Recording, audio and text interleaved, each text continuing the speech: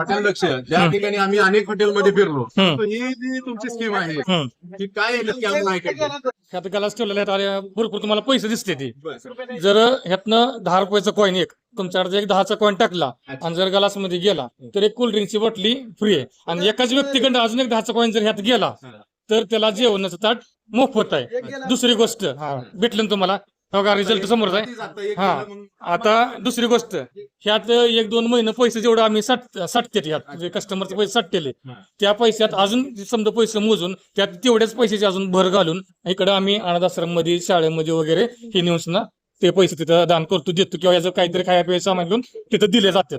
असा विषय आहे. म्हणजे ह्यातले पैसे आम्ही घेतच नाही.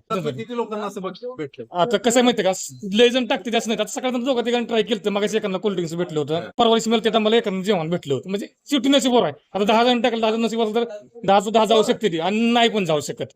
शेवटी नशीबच केलाय. कशी वाटली हॉटेल लक्षची आपली स्कीम तुम्हाला? एक नंबर स्कीम आहे. हॉटेलचं मॅनेजमेंट चांगलं आहे. कामगार स्टाफ अतिशय चांगला आहे. Okay thank you. सर्वांचं तुमचं मनपूर्वक आभार.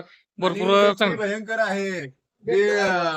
यावंच लागतंय. नाद करते काय खरंच इथं नाद करते काय आहे का नाही. हा.